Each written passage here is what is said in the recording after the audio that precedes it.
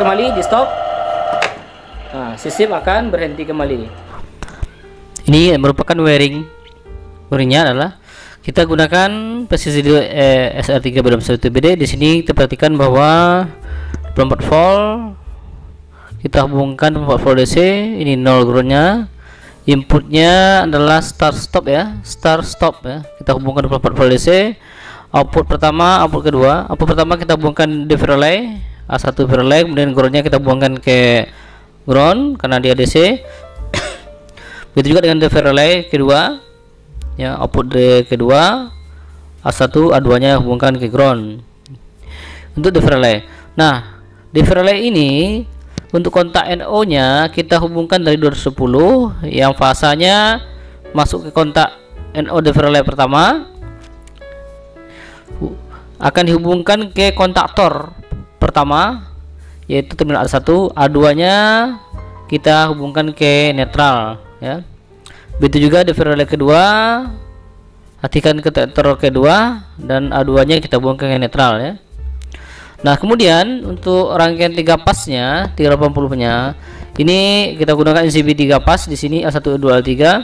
Nah, kontaktor pertama L1 kita paralelkan dengan L1 kontaktor kedua, begitu juga dengan yang L2 kita hubungkan paralel ke L2 kontaktor kedua, begitu juga L3 kita hubungkan ya.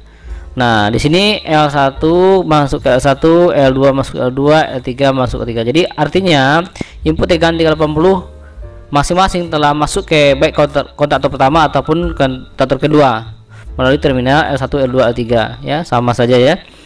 Nah, kemudian outputnya dari kontaktor itu adalah T1, T2, T3. Begitu juga kontaktor kedua T1, T2, T3.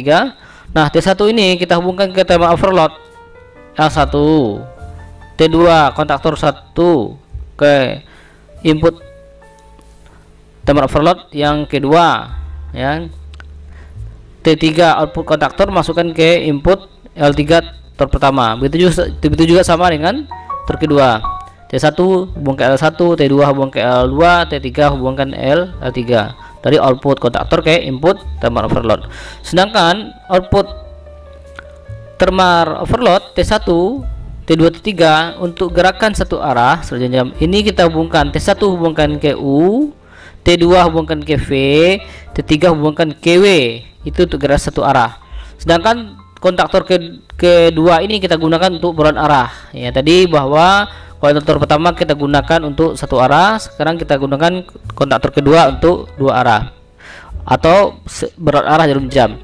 Nah, caranya adalah T1 tetap hubungkan ke U, cuma bedanya V ini kita hubungkan ke T3 atau output ketiga dari terminal overload ya.